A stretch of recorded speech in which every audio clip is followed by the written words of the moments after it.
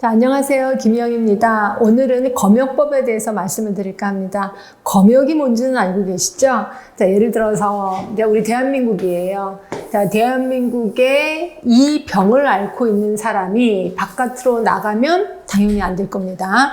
그리고 그 병을 갖고 있는 분이 우리나라에 들어와서도 안 됐겠죠. 그렇죠? 그러면 그 병이 뭔데요? 그걸 우리는 검역감염병이라고 하는 거고요. 당연히 검역감염병을 외워야 되겠구나 기억하시면 되고, 자, 그러기 위해서 이제 우리나라에서 나가는 거, 그러니까 우리 나가는 교통편이 뭐가 있냐면 비행기도 있을 거고, 그렇죠? 그다음에 배도 있을 거고, 그다음에 기차도 있긴 있어요. 근데 기차는 지금 뭐 북한으로 가는 기차, 뭐 열차는 달리고 싶다, 뭐 이런 식으로 해서 지금 멈춰 있긴 하지만 나중에 통일이 되면 기차도 있거든요. 그리고 또, 그러니까 또 도보로 북한에 가는 경우도 있잖아요. 그래서 이럴 경우를 감시, 검역을 한다라고 보시면 되고요. 그래서 우리나라에서 나가는 비행기 배에 대해서는 내가 몇 시에 나가겠다라고 선장이 얘기를 하면 그 시간에 맞춰서 검역을 합니다. 그리고 나서 병이 없으면 이제 내보내는 거죠. 그러니까 기본으로 모든 나가고 들어오는 교통편에 대해서는 다 검역을 한다라고 기억을 해두시면 돼요. 자, 그런데 예외는 있겠죠. 이럴 경우는 예외된다라고 생각하시면 되고요. 그 예외되는 것을 외워야 되겠구나라고 생각도 하셔야 됩니다. 좀 이따 확인할 거고요. 자, 그다음에 이제 외국에서 들어오는 경우요. 들어오는 경우는 크게 저는 두 가지만 좀 볼까 하는데, 비행기 같은 경우는요, 언제 뭐 새벽에 들어오든 밤에 들어오든 들어온 즉시 검역을 합니다. 자, 그런데 문제는 배예요. 자, 배 같은 경우에 검역을 할 때, 비행기는 비행기 안에 검역 장소가 따로 있습니다. 거기에서 이제 검역 조사를 하는데, 배 같은 경우에는요, 예를 들어서 이제 부산 항이에요. 항구에 선박이 여기까지 와서 하는 게 아니라 저기 먼 바다에서 기다려요. 먼 바다가 거기가 검역 장소거든요. 그래서 배들이 여기 다 이렇게 있단 말이에요. 그러면 여기에서 통통배를 타고 검역관이 가서 쭉 가서 그다음에 사다리를 내리면 여기 가서 검역 조사를 하게 되는 거죠. 이러다 보니까 깜깜한 밤이면 뭐 라이트가 없을 거 아니에요. 거기에 큰 라이트를 비치는 않을 거 아니에요. 그래서 밤에 그러니까 해가 뜨고 그다음에 해가 질 때까지만 즉시합니다. 근데 해가 진 후에 들어온 거는 여기서 기다려야 된다라고 보시면 돼요. 그래서 우리 해가 뜰 때부터 질 때까지는 검역 조사를 검역관이 배가 오자마자 바로 한다고 하면 선박. 근데 그거에 상관없이 해가 뜨든 지든 무조건 들어올 때마다 한다라고 하면 비행기, 이렇게 생각하시면 되고요.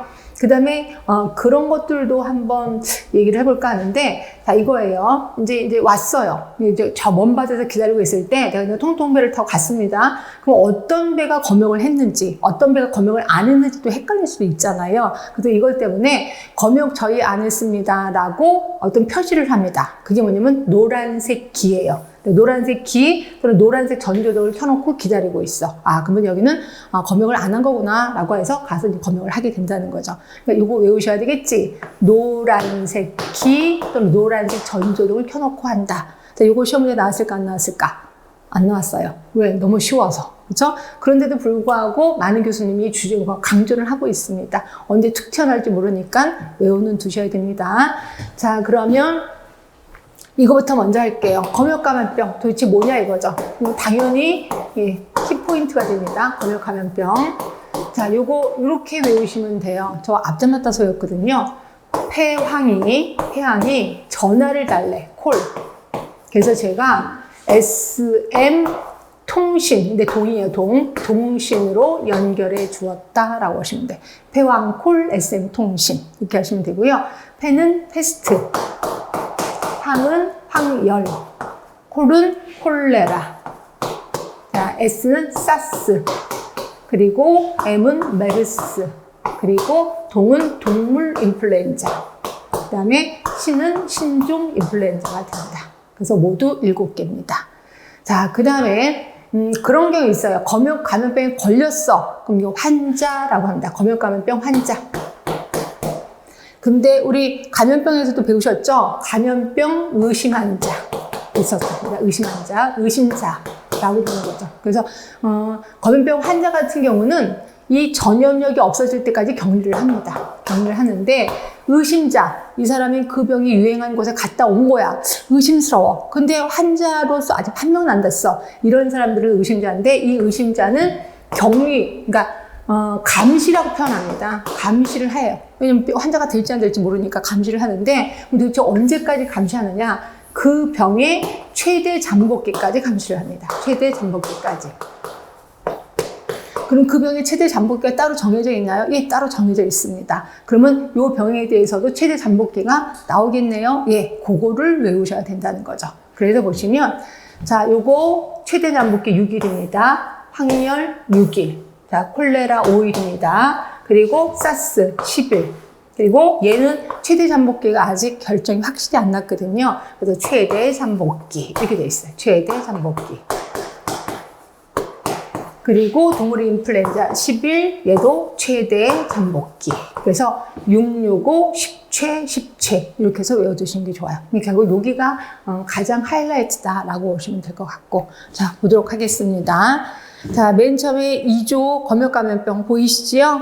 콜레라, 페스트, 황열. 그래서 제가 폐왕콜, SM, 동신 이렇게 외우시라고 얘기를 했고 그 다음에 3번, 4번, 5번을 묶어두세요. 자, 검역감염병 환자.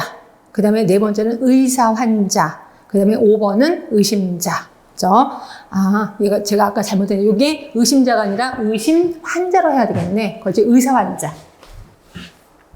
왜냐면 이게 바뀐 지 얼마 안 돼서 의사 환자예요. 의사 환자. 그리고 의심자가 있는 거죠. 그래서 의사 환자는 그 유행한 곳에 갔다 온 사람. 그래서 의심스러워서 의사 환자고요. 의심자는 요 두 사람과 만난 사람. 그렇죠? 환자랑 내가 만나서 커피 한 잔 먹었어. 그럼 의심자가 되는 거죠. 의사 환자랑 만나서 커피를 먹었어. 의심자가 된다. 이렇게 보시면 돼요. 그렇지? 자, 보시면 환자입니다. 검역감염병 환자. 검역감염병 병원체가 인체에 침입해서 증상을 나타내는 사람으로서 의사의 진단 및 검사를 통해서 확인된 사람. 자, 그런데 그래서 의사 환자입니다. 병원체가 인체에 침입한 것으로 의심되나 검역감염병 환자로 확인되기 전 단계에 있는 사람. 그 다음에 의심자, 환자나 의사 환자가 접촉하거나 검역감염병 병원체에 노출된 사람으로서 증상은 없으나 의심이 되는 사람. 그걸 우리 의심자라고 표현하고 있습니다. 그 다음에 감염병 매개체는 옆으로 쭉 가시면 쥐나 위생해충, 우리가 알고 있는 바퀴벌레 이런 것들을 얘기하는구나 하시면 되고요. 자, 6조입니다. 검역이 필요한 운송수단. 기본으로 모든 운송수단은 당연히 검역이 필요합니다. 근데 예외는 있다 그랬죠? 그 예외에 찾아 들어갈 겁니다. 일단 줄부터 치고요. 1번 보시면 다음 각호 어느 하나에 해당하는 운송수단과 사람 화물에 대해서는 검역조사를 받아야 된다. 그죠? 자, 그리고 그 밑에 1번, 2번은 그냥 보시면 되고요. 자, 예외. 검역조사의 생략 있을 겁니다. 그게 어디 있냐면 동그라미 3번에 있어요. 자, 그럼에도 불구하고 연료나 자재, 생활필수품 등을 공급받을 목적으로 우리나라에 일시 머물러. 아, 우리나라에 오긴 왔는데 휘발유가 없어서 왔대. 연료가 없어서 왔대. 또는 물이 필요해서 왔대. 그래서 잠시 들리는 거야. 근데 조건이 있습니다. 단 머무른 동안에 그 안에 있던 사람들, 승객이나 승무원들이 내리면 안 돼. 이 사람들이 내리면 바로 조사 들어갑니다. 근데 내리지 않는 조건 하에 물만 먹으러 왔대. 그럼 이때는 검역을 생략할 수 있다는 거죠. 자, 그 말이 있을 거고요. 그 밑에 시행규칙 3조를 보겠습니다. 검역조사를 전부 생략할 수 있는 운송수단이란 검역병 환자와 의사 환자가 없는 운송수단으로서 승무원, 승객, 화물을 내리지 않으며 다음 각호 어느 하나의 사유로 우리나라에 일시 머무르는 운송수단. 자, 1번 급유 급수, 2번 물품을 공급받기 위해서, 3번 도착 출발 증명서를 받기 위해서, 4번 운송수단을 수리하기 위해서, 5번 태풍 등의 기상 악화로 인해서. 이럴 경우 아까 제가 얘기한 것처럼 그 안에 승무원, 승객을 내리지 않아야 된다라는 조건이라면 검역을 생략한다는 거지. 그 다음에 7조, 이것도 그냥 알아두세요. 군용 운송수단에 대한 검역인데, 자, 검역소장은 군용 운송수단은 따로 취급을 하는 것 같아요. 그래서 해당 운송수단의 장이 다음 각호의 사실을 통보하면 생략을 합니다. 자, 뭐를 통보하면, 우리 그 운송수단 안에 환자 없다. 의사 환자도 없다. 두 번째는 매개체도 없다. 이런 사실을 사실을 통보하면 생략할 수 있다라고 보시면 되고요. 근데 8조 항상 보면요, 두 가지를 또 통보하게끔 되어 있습니다. 환자 없다. 그리고 우리 매개체는 지금 깨끗하다. 위생 상태 깨끗하다. 이 두 개를 항상 얘기하게끔 되어 있습니다. 밑에 8조의 피난 운송수단에 대한 검역이야. 그래서 가끔가다 배가 난파가 돼갖고 조그만 배 타고서 막 가다가 이제 여기 대한민국에 이렇게 오게 된 거예요. 이럴 때도 피난 운송수단이니까 얼른 이렇게 구해줘야 되겠다가 아니라 꼭 물어봐요. 거기 환자 있어요? 그 다음에 거기 혹시 바퀴벌레 이런 건 그런 건 안 물어보겠구나. 환자 있어? 이런 거 꼭 물어보거든요. 근데 여기 보시면 그게 법에 돼 있단 말이에요. 동그라미 1번에 보시면 운송수단을 운행 조정하는 사람이나 운행 또는 조정의 책임자는 운송수단이 긴급한 위난을 피하기 위해서 부득이하게 검역장소가 아닌 곳에 도착했을 경우 그 구역을 관할하는 검역소장에게 두 가지를 알려줍니다. 검역감염병 환자의 유무, 그리고 또 하나 위생 상태에 대해서 보고를 해야 된다는 거지. 그 다음에 9조입니다. 검역 통보예요. 운송수단장이 해당 운송수단이 검역장소에 접근했어. 그러니까 미국에서 비행기가 떠서 좀 있으면 대한민국에 들어올 거예요. 그럼 들어오기 전에 통보를 합니다. 우리 비행기 안에 환자 없다. 그리고 위생 상태도 괜찮다라는 걸 통보하게끔 되어 있습니다. 그래서 그 두 번째 줄이 보이시죠? 검역감염병 환자의 유무, 위생 상태 등을 통보해야 된다라고 되어 있습니다. 10조 검역장소입니다. 보건복지부 장관은 관계중앙행정기관의 장과 협의해서 검역장소를 정한다. 그렇구나. 두 번째입니다. 아까 제가 이미 알려드린 거. 검역을 받으려는 운송수단은 검역장소에 도착해서 조사를 받아야 돼요. 이 경우 선박입니다. 비행기 아닙니다. 선박은 노란색 키 또는 노란색 전조등을 켜는 등 검역 표시를 한 후 검역 조사를 받아야 된다라고 되어 있는 거고요. 그 다음에 밑에 거는 그냥 보시면 되고, 동그라미 4번 볼게요. 외국으로 나가는 운송수단은 검역구역 안에서, 그러니까 나가기 전에 검역구역 안에서 검역조사를 받아야 된다. 되어 있습니다. 검역 시각이요. 검역소장은 옆으로 쭉 가시면 해가 뜰 때부터 질 때까지 검역장소에 들어온 선박에 대해서, 비행기 아닙니다. 선박에 대해서는 즉시 검역조사를 하여야 된다. 근데 만약에 해가 진 후에 들어왔어. 그런데도 불구하고 빨리 해줘야 될 때가 있을 거 아니에요. 응급일 때가 있을 거 아니에요. 이것도 알아두셔야 되겠지. 1번, 선박 안에 응급 환자가 있어. 그럼 빨리 해주셔야지. 두 번째, 선박의 화물을 긴급하게 하역할 필요가 있어. 또는 세 번째, 그 밖에 안전사고 등의 긴급한 상황이 발생해서 이럴 땐 빨리 밤에 들어와도 해줘야 된다는 거죠. 그치? 그 다음에 두 번째입니다. 이런 선박을 제외한 운송수단, 대표적으로 비행기가 있을 거고 그 비행기에 대해서는 들어오는 즉시 검역조사를 해야 된다라고 되어 있습니다. 3번, 외국으로 나가는 운송수단은 검역소장에게 출발 예정 시각을 통보하고 우리 몇 시에 나갈 겁니다 라고 통보를 하면 동그라미 4번, 통보받은 출발 예정 시각 전에 검역조사를 마쳐야 된다라고 되어 있어요. 그럼 도대체 뭐를 조사하는데 그게 12조의 1번, 밑에 1번부터 4번까지 요거를 조사하는 거죠. 1번 봤더니 운송수단의 보건 위생 상태에 관한 경과와 현황. 그리고 4번도 볼게요. 감염병 매개체 서식 유무와 번식 상태. 이런 것들을 조사하는구나. 이렇게 보시면 되고요. 그래서 여러분들도 앞으로 비행기 타고 다닐 때 그냥 건성건성 다니지 마시고요. 그 위생 해충, 특히 바퀴벌레, 이게 있는지 없는지 조심하셔야 돼요. 그래서 바퀴벌레가 있어. 그러면 이거 잡은 게 좋아. 이렇게 딱 잡아. 그래서 운 좋게 잡혔어. 그러면 얘를 갖고 막 소리 지르지 말고 조용히 승무원을 부르는 거예요. 화장실로. 그래서 저 이거 발견했는데 어떡하실래요? 딱 그러면 승무원이 일단 여러분을 가장 넓은 자리로 옮길 겁니다. 그리고 여러분 입을 다물게 하기 위해서 온갖 맛있는 걸 다 줄 겁니다. 그렇죠? 그러고서 안에서 조용히 맛있는 거 먹고 그냥 나오시면 돼요. 근데 웬만해서 바퀴벌레 없긴 하더라고요. 자, 그러면 13조 보시면 검역 전에 승선 탑승이 있습니다. 그럼 검역 전에 아무도 타면 안 되겠네요. 당연하죠. 아무도 타면 안 돼. 그런데 탈 수 있는 사람이 있을 거 아니에요. 그런 사람은 좀 봐야 되겠지. 자, 검역 조사를 받아야 할 운송수단에 검역증이 발급되기 전에 검역 공무원이 아닌 사람은 탑승하거나 승선할 수 없대. 검역 공무원은 탈 수가 있네. 근데 또 탈 수 있는 사람. 거기 동그라미 2번 보이시죠? 검역소장의 허가를 받지 아니하고 승선이나 탑승하는 거는 해야 된다. 결국 검역소장의 허가를 받은 사람도 탈 수 있어. 자, 검역전에 승선 탑승할 수 있는 사람, 검역 공무원, 또 하나 검역소장의 허가를 받은 사람을 탈 수 있다. 그치? 자, 전자검역이라는 것도 있어요. 근데 이거는 아무 때나 하는 건 아니고요. 전 세계적으로 뭐 지금처럼 코로나19 이런 건 유행하는 건 이때는 안 될 거예요. 근데 그런 게 하나도 없어. 법정 감염병이, 그러니까 검역 감염병이 하나도 유행하지 않아. 이럴 때는 전자검역으로 퉁치기도 합니다. 그래서 전자검역은 그냥 빈가 뜨 뜨면서 이제 이렇게 연락을 하는 거죠. 우리 지금 미국에서 지금 몇 시에 떴고 몇 시에 한국에 도착할 거다. 우리 병원, 우리 비행기 안에는 환자도 없고 그냥 위생 상태도 좋아. 라고 하면 이제 그걸로 퉁친다. 이렇게 보시면 돼요. 이게 전자검역.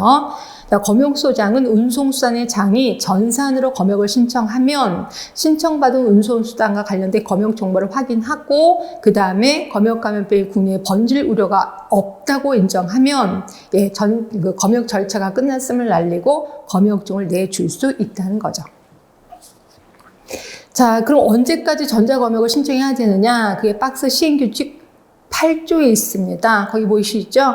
전자검역을 받으려는 선장은 검역 장소에 도착하기 전에, 예전에는 뭐 몇 시간 전 이런 게 있었거든요. 근데 그거 없어졌어요. 그러니까 도착하기 전에만 신청하면 되는구나 하시면 될 것 같고, 그 다음에 15조는 검역 조치예요. 그래서 혹시라도 검역 감염병에 걸렸어, 그러면 다음과 같은 조치를 한다는 거죠. 이것도 너무 길어서 여러분 보고 외우라고 하기는 좀 그렇고, 아, 이런 걸 그냥 하는구나 라고 보시면 될 것 같고, 뒤로 가겠습니다. 자, 환자 격리예요. 여기서 이제 검역 감염 환자가 발견이 됐어. 그럼 당연히 격리합니다. 어디다 격리하냐면 1번 검역소 내의 격리병동에 격리를 합니다. 또는 2번 감염병 관리기관, 격리소, 요양소, 진료소에 격리하거나 또는 세 번째 자가에 격리하기도 하고요. 네 번째 감염병 전문병원에 격리하기도 합니다. 그럼 언제까지 격리하느냐? 동그라미 4번 격리기간은 검역감염병 환자 등의 감염력이 없어질 때까지. 이건 환자입니다. 환자는 감염력이 없어질 때까지 하는 거고요. 그런 반면에 17조는 의심자요. 의심자에 대한 감시. 눈에 보이시지요? 자, 동그라미 3번 밑에 콜레라 5일, 패스트 확열 6일, 중증 급성 호흡기 증후군, 동물 인플루엔자 10일. 아까 제가 칠판에 써진 것처럼 665, 10최 이렇게 해서 외워주시면 돼요. 자, 22조. 자, 검역소장이 조사를 했어. 그랬더니 환자도 없고 위생해충도 없어. 그럼 뭘 주냐면 검역증을 내주고 있습니다. 자, 그런데 조건부 검역증이라는 것도 있어요. 이거는 뭐냐면 소독 등을 실시할 것을 조건으로 조건부 검역증을 내준다는 거죠. 그러면 그 운송수단의 장은 가서 소독을 하고 얼른 와야 돼. 그래서 와서 오케이 됐어 라고 하면 조건부 검역증을 돌려주고 진짜 검역증을 돌려받는다 라고 보시면 되고, 그 다음에 25조의 시체 등의 반입. 이런 거 있어요. 외국에서 여행하다가 돌아가시는 분들도 계세요. 근데 이런 분들은 혹시 검역감염병으로 돌아가셨는지 확인합니다. 그래서 검역감염병이 아니야. 그럼 들어올 수 있어요. 근데 검역감염병으로 돌아가신 거야. 이럴 때는 들어오는데 좀 신중을 기합니다. 함부로 못 들어옵니다. 그래서 제일 좋은 거는 화장 처리해서 들어오시는 게 좋은데, 또 이런 분도 있어요. 나는 화장 안 할 거다. 우리 그 나머지 유가족들이 절대 화장 안 합니다라고 하면 특수한 관에 이제 집어넣어서 들어오게 하는 경우가 있습니다. 요거를 얘기할 거예요. 자, 국내로 시체를 반입하려는 자는 검역감염병으로 인한 사망 여부를 확인하기 위해서 일단 필요한 서류를 제출하거나 제시를 해야 돼. 그치?